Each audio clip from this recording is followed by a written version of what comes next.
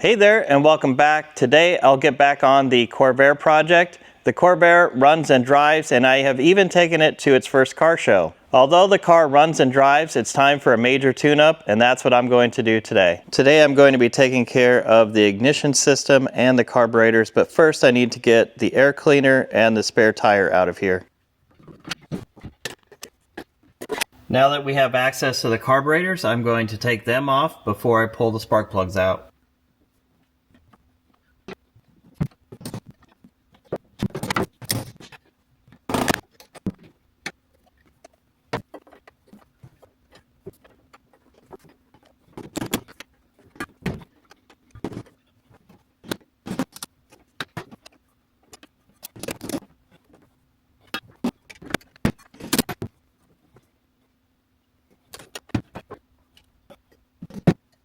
The fuel lines at the carburetors are not coming loose easily, so I'm going to take the fuel line loose right here at the T instead of at that carburetor.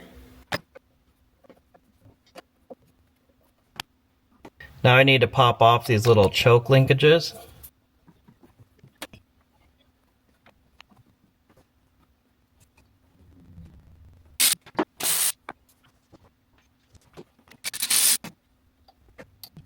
There is a washer on here, so make sure you get that out before it falls into the engine.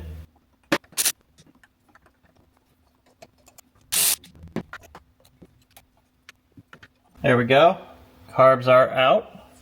Now I'll just vacuum up all this crud before I start pulling the spark plugs out. It wasn't very obvious with the carburetors there, but all the cylinders are labeled on here. So we have 1, 2, 3, 4, 5, and 6.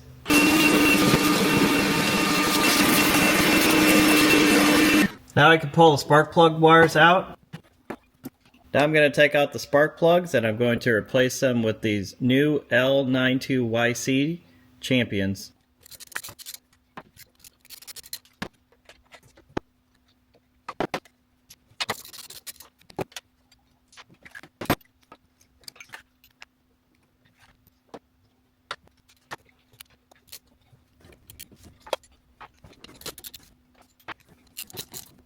Okay, this is the last one.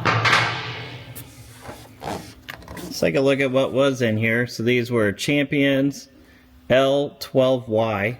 They don't look too bad, but of course, who knows how old these are, so that's why they're getting replaced.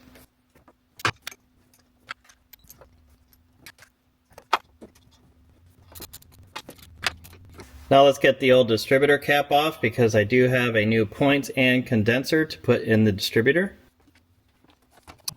Inside the distributor we can see the points right here and the condenser. They look in pretty good shape, so maybe these were fairly new when the car was parked, but I have not replaced these. And although the condenser is probably fine, I do want to make sure to replace the points. The trick is going to be able to get all these things back on here, and they use only a flat screwdriver, not a Phillips, without losing these tiny screws. I'm going to try to squeeze this together better before I lose the screw.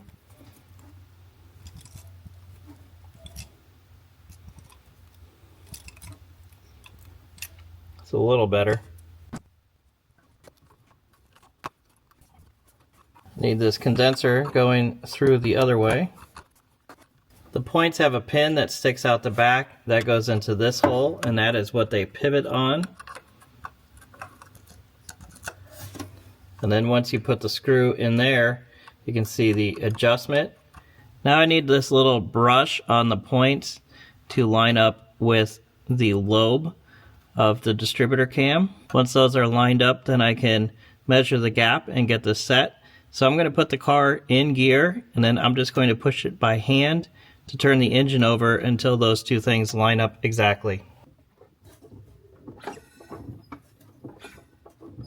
I have everything lined up now, and there's a little groove down here that you can put your screwdriver in for fine adjustments of the points. I'm going to set the gap to 0.016.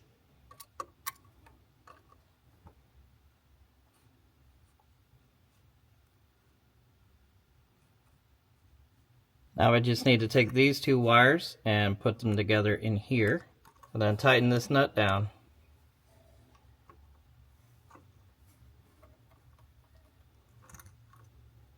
Now this cover can go back on. And I have a brand new cap and rotor. I also have a set of brand new spark plug wires. So I need to look at this old cap and try to get the new wires in the correct places. So I'm going to line the old cap up in the same orientation the new one is in. And then once I have number 1 on the cap, I know where I am on this one.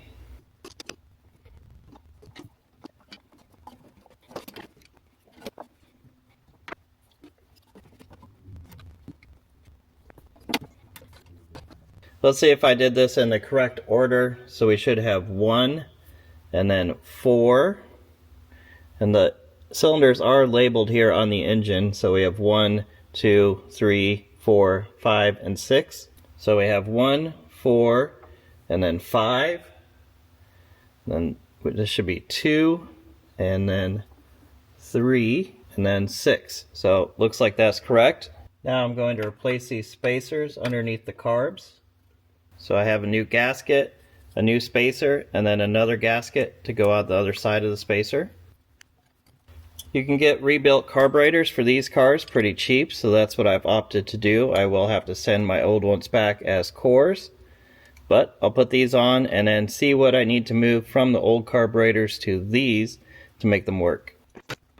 I do need to move the throttle linkage from the other carbs to this one. The brackets for this will just bolt onto the top of the carbs. Now I can actually connect the linkages up. For the most part, I do enjoy that everything is held together by clips and it comes apart easily, hardly without any tools at all. Okay, the throttle's connected. Now I need to connect these little choke levers. Now I need to reconnect the fuel lines. I'm going to make sure that both sides are started before I tighten either side, so I have plenty of wiggle room to make sure they're not going to cross thread. Everything is in place for the engine to run again, so let's start it up and check for fuel leaks.